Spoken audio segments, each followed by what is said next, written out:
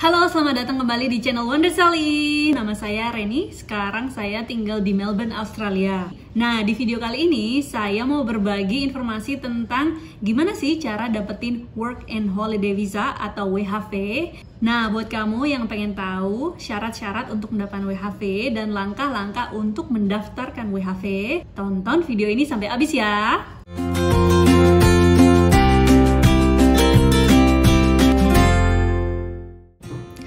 Oke, buat kamu yang belum tahu apa sih sebenarnya WHV atau Work and Holiday Visa.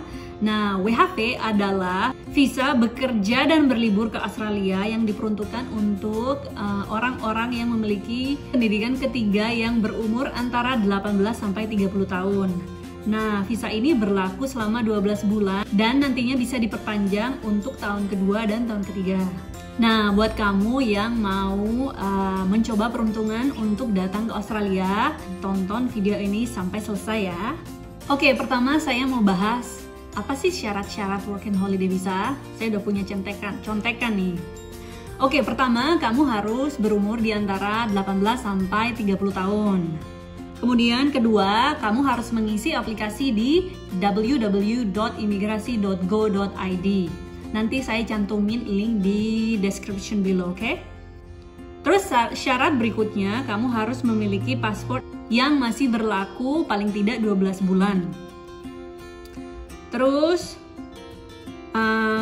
bukti mempunyai kualifikasi perguruan tinggi atau sudah menyelesaikan paling tidak 2 tahun dari pendidikan universitas kamu. Selanjutnya, bukti tes bahasa Inggris atau IELTS. Dulu saya bisa TOEFL, tapi sekarang itu hanya memakai IELTS dan minimum skor 4,5. Selanjutnya, bukti keuangan yang cukup senilai 5.000 Australian dollar atau sekitar 50 juta rupiah, tergantung ya rate-nya berapa. Nah, ini bukti untuk menunjukkan ke pemerintah Australia bahwa kamu bisa membiayai hidup selama 12 bulan di Australia. Nah, kalau kamu nggak punya 50 juta sekarang saat ini, kamu mungkin bisa pinjam ke teman atau saudara atau keluarga yang lain, atau kamu bisa memakai saldo ke bank milik orang tua kamu, tapi harus disertakan dengan surat jaminan dari orang tua kamu. Oke, syarat berikutnya adalah surat dukungan dari Direktorat Jenderal Imigrasi atau disebut dengan SRPI. Nah, nanti saya akan bahas detail selanjutnya gimana sih cara dapetin surat ini. Terus 1 lembar foto ukuran foto paspor yang terbaru. Lalu kemudian melakukan tes rongsen di salah satu panel radiologis yang ditunjuk. Nah, ini juga nanti saya dibahas detail selanjutnya. Berhubung pendaftaran WHV belum dibuka, jadi mungkin kamu bisa gunakan kesempatan ini untuk ngumpulin semua syarat-syarat yang saya sebutkan tadi. Nah, satu lagi, karena adanya pandemi COVID-19 ini, mungkin setelah border Australia dibuka atau setelah pendaftaran dibuka, syarat-syarat yang saya sebutin tadi mungkin bisa berubah. Jadi jangan gunakan video ini untuk menjadi satu-satunya patokan untuk mendapatkan informasi tentang WHV ini. Kamu mungkin bisa tetap research dari website imigrasi.go.id atau follow Instagram mereka yaitu Ditjen Imigrasi. Mereka selalu mengupdate apa aja informasi terbaru tentang Work and Holiday Visa. Oke, selanjutnya gimana sih langkah-langkah pendaftaran WHV? Langkah pertama adalah mengumpulkan dokumen dari syarat-syarat yang saya sebutin tadi. Contohnya adalah fotokopi paspor yang masa berlakunya tidak kurang dari 18 bulan sejak pemilihan tanggal wawancara. Gimana pilih tanggal wawancara itu akan dibahas di step berikutnya. Kemudian foto terbaru dengan latar belakang warna putih.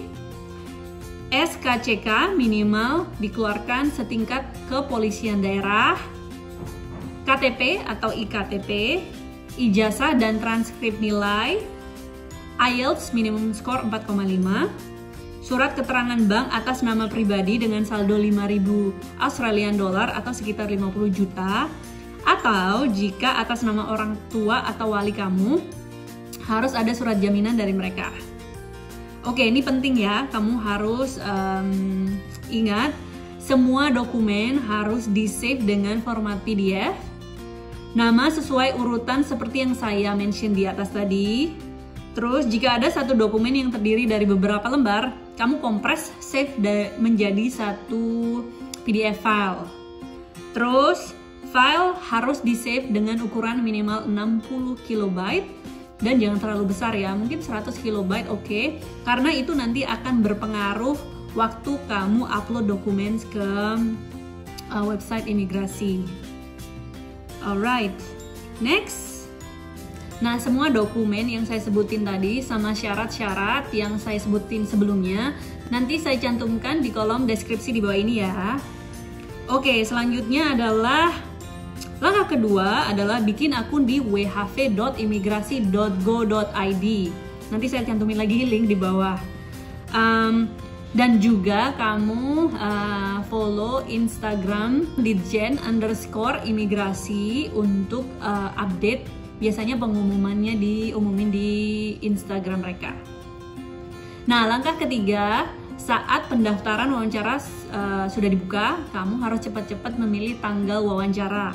Nah, setelah kamu pilih tanggal wawancara, kamu hanya punya waktu 4 menit untuk mengisi formulir online dan upload semua dokumen yang saya sebutin tadi. Nah, maka dari itu, seperti yang saya mention tadi, penting banget untuk mengkompres dokumen dengan ukuran yang kecil.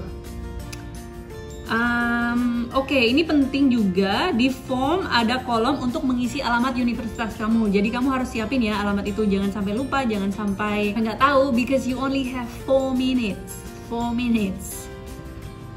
Nah, setelah kamu berhasil melakukan langkah yang ketiga, kamu tinggal menunggu konfirmasi dan verifikasi dokumen dari pihak imigrasi. Untuk mengetahui bahwa dokumen kamu setelah diverifikasi, kamu harus pantengin terus update dari imigrasi.go.id ya. Kamu harus cek akun kamu mungkin setiap hari. Nah, jika semua dokumen kamu valid, kamu akan mendapat undangan untuk datang interview. Nah, kalau kamu dapat undangan interview, kamu tinggal datang ke tempat yang telah ditentukan, tanggal yang telah ditentukan, jam yang telah ditentukan. Tips saya, waktu kamu datang interview, kamu datang pagi-pagi, mungkin sebelum jam 8. Karena kemungkinan besar yang dipanggil duluan adalah yang datang duluan. Dulu waktu saya datang interview, saya datang pagi-pagi, terus kita tulis nama di selembar kertas putih, dan saya waktu itu adalah urutan yang ketiga, dan saya dipanggil pada urutan yang ketiga. Jadi kalau kamu datang lebih pagi, kamu akan dapat interview lebih awal. Jadi nggak usah nunggu lama, karena bakalan ada banyak orang di sana yang antri untuk interview. Oke, next, step yang keempat. Nah, kalau kamu udah lolos wawancara, kamu akan mendapatkan SRPI. SRPI ini biasanya di-upload di account imigrasi kamu.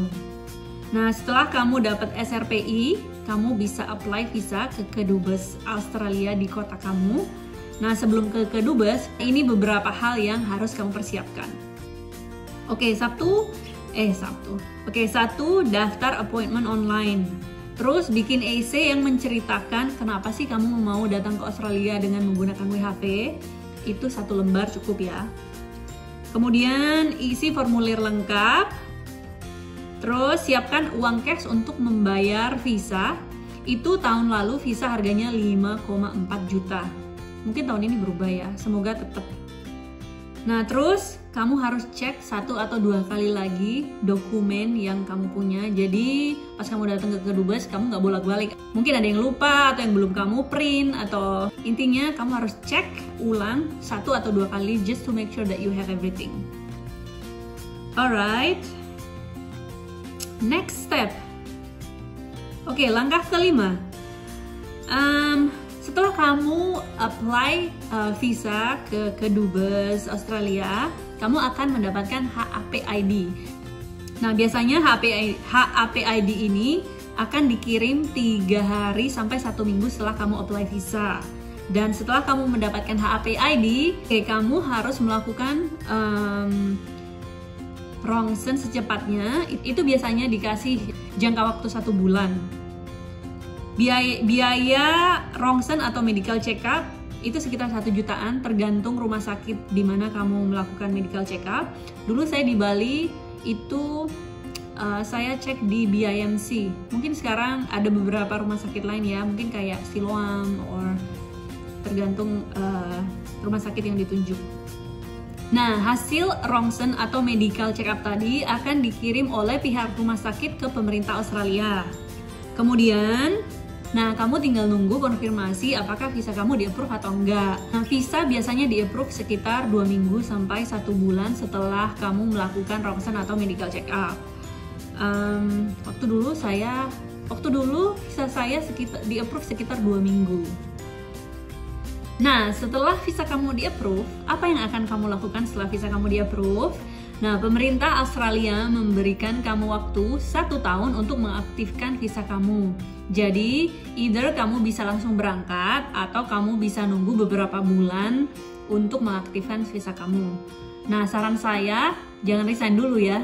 Kamu bisa gunakan 1 tahun waktu itu untuk masih bekerja dan nabung untuk ngumpulin uang saku kamu. Jadi kalau kamu nyampe di Australia dan nggak langsung dapat kerjaan, at least kamu masih punya uang untuk membiayai hidup kamu. Oke, itu dia syarat-syarat dan langkah-langkah untuk mendapatkan work and holiday visa. Semoga pandemik COVID-19 ini cepat mereda, jadi pendaftaran WHV cepat dibuka, border Australia cepat dibuka juga. So, kamu bisa gabung datang untuk ke Australia dengan menggunakan WHV. Kalau kamu punya pertanyaan tentang seputaran WHV, kamu bisa tinggalkan komen di bawah ini. Saya akan berusaha menjawab semua pertanyaan yang kamu punya. Terima kasih sudah menonton video saya kali ini. Jangan lupa subscribe dan see you on the next video. Bye-bye!